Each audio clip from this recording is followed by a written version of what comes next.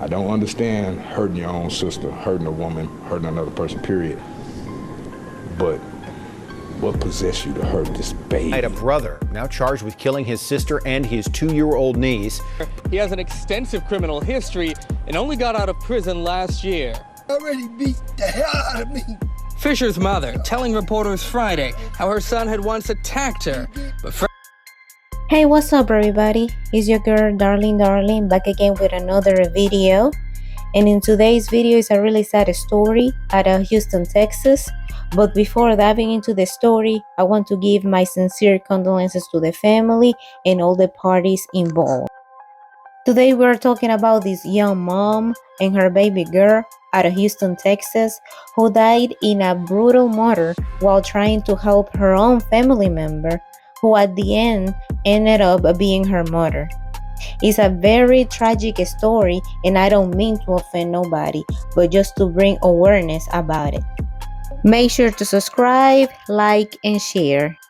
Since recent years, violent crimes among families have been on the rise, leaving in their path broken homes and confusion among family members, leaving people with questions like, it is even worthy to be around family members, because with the stories like this being on the rise, it will make sense just to keep to yourself.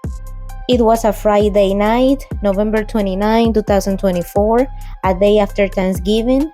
Police said they were flagged down by a family member of the victim, Genene Fisher, 28 years old, and they were told that Genene and her daughter, Karlie, 2 years old, were being held hostage inside their own apartment.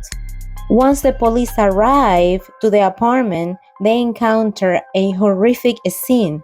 Mom and daughter were found with multiple stab wounds, while the suspect, Genene's brother, Kendrick Rayvon Fisher, 29 years old, was found covered in blood, sleeping on the couch. Mom and daughter were pronounced dead on the scene. During his arrest, Houston Police Department said the suspect, Genene's brother, was found with injuries consistent with a physical altercation, which means Genene fought for her life trying to protect herself and her baby girl. Some other news on this Saturday night, a brother now charged with killing his sister and his 2-year-old niece. Police say he stabbed the mother and daughter to death in their West Houston apartment the day after Thanksgiving. ABC 13's Luke Jones is at the Harris County Jail where that man's being held. the judge has denied to set bail. The charge here, capital murder. The motive, still unclear. What is clear, however, he has an extensive criminal history and only got out of prison last year. At the doorstep of an unspeakable crime, balloons, teddy bears, and heartfelt messages left for 28-year-old Genene Fisher and her 2-year-old daughter's family. Genene's brother, 29-year-old Kendrick Fisher, now charged with stabbing her and her daughter to death Friday morning. I don't understand hurting your own sister, hurting a woman, hurting another person, period. But what possessed you to hurt this baby? Records show Kendrick Fisher had gotten out of prison last December after serving a 7-year sentence for armed robbery with extra time tagged on for contraband. For the last few months, family says Genene Fisher had been letting him stay with her at the Knox at West Chase Apartments. A lot of the residents around here would get an eerie feeling from him. And that includes members of his own family. He already beat the hell out of me. Fisher's mother telling reporters Friday how her son had once attacked her, but friends say there were no signs of ill will between brother and sister. We could see no red flags. This was just completely out of the blue. Friday, Fisher's mother says her son was acting completely out of character. His so-called friends laced him on some fake weed, and it him up. So he come home on a rampage. Around 3:30 that morning, police say they were flagged down and told Genene Fisher and her daughter were being held hostage in their apartment. When officers made it inside, they say they found both dead with multiple stab wounds and a blood-covered brother sleeping on a sofa.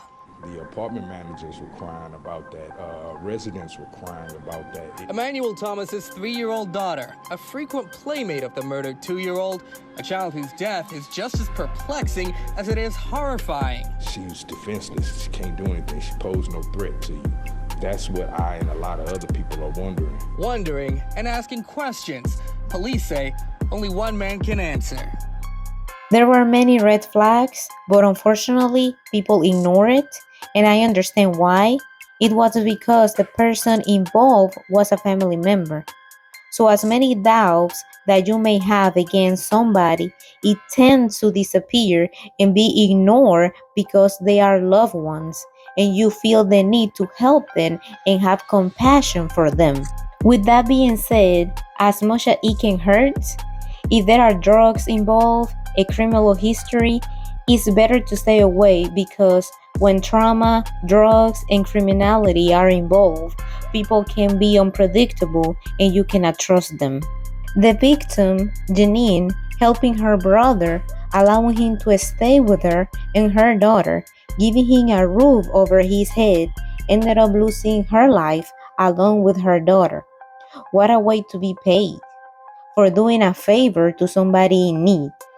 We know nowadays drugs are getting more and more dangerous, thus making people that are using them extremely dangerous.